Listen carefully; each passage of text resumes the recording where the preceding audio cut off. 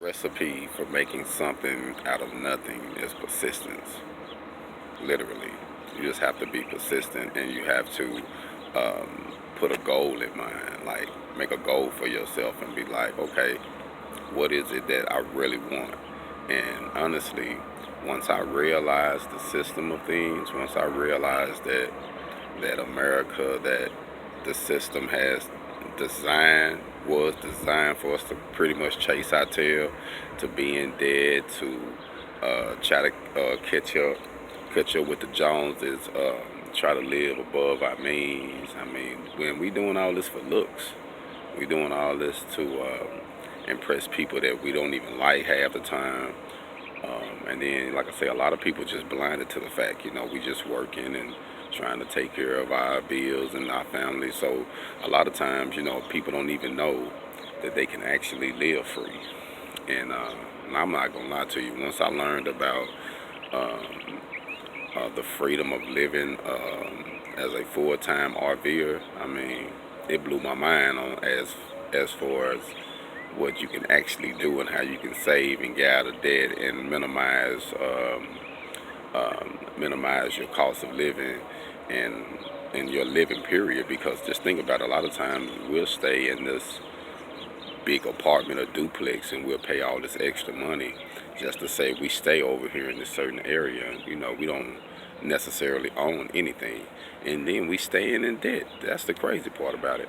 So I would say, man, if I had a recipe, it would be to to know exactly what you want and go after it, man. I mean, me and my wife, we set our goal to build our welding business, to get the tools and the equipment we need to be able to buy an RV, so that way we can travel and enjoy life and kind of see what's out here before we just actually get old. Because being on the road, I notice different older people that once they get up in age, they finally able to buy the nice RV and they traveling, and they tend to stuff happen. They get hurt or they can't move as fast and enjoy certain things. And I know they was probably thinking like, man, I wish I could do this when I was in my 30s and 40s, you know what I'm saying, and 50s, you know what I'm saying. But they're in their 60s and 70s, you know what I'm saying, and 80s, trying to still enjoy it. That's a good thing, but I want to enjoy mine now.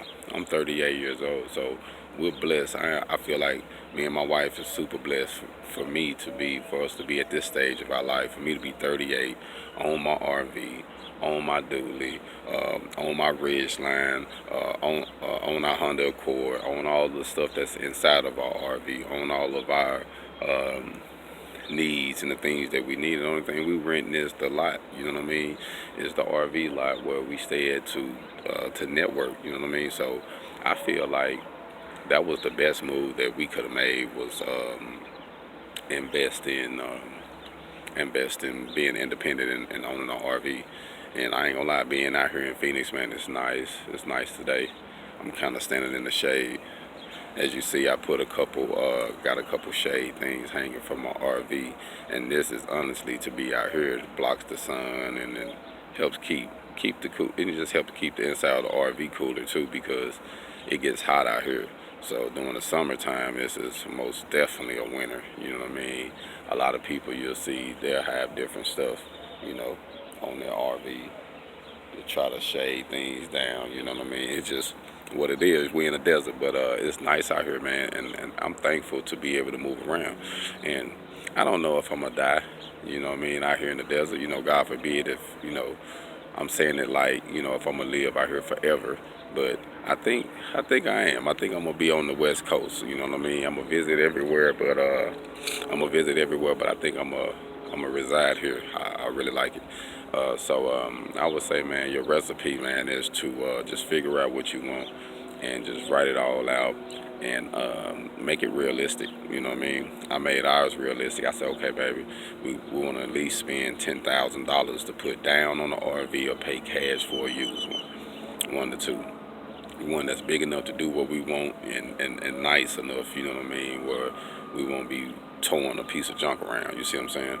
So, like I say, I feel like, you know what I mean, we made the right move to hit the road and to focus and to just get down and say, okay, this is what we're going to do. you know, it took some time, but it was worth it. You know what I mean? So get you a recipe together, man. Get you a focus on what you want to do.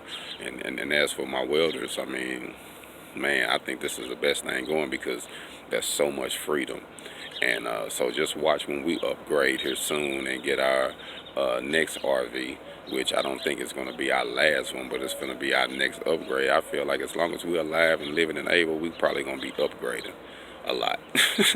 You know, hey, that's life. You know what I mean? As you learn, you know what I mean? As you know better, you do better.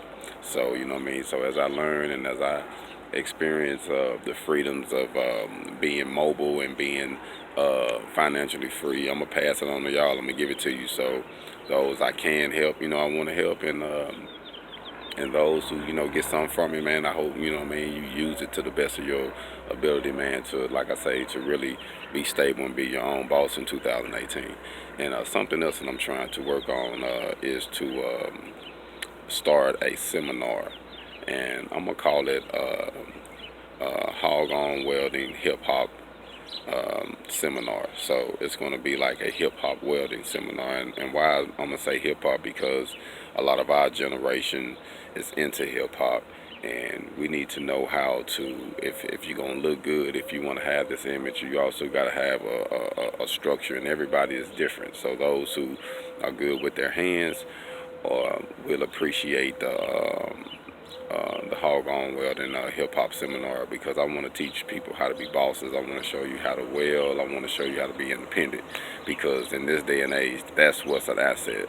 An asset is you being able to stand on your own too. And to me, being able to stand on your own 2 feet, that's what's being a boss. To be able to take care of your family and be able to make sure you and yours are legit. Hog on.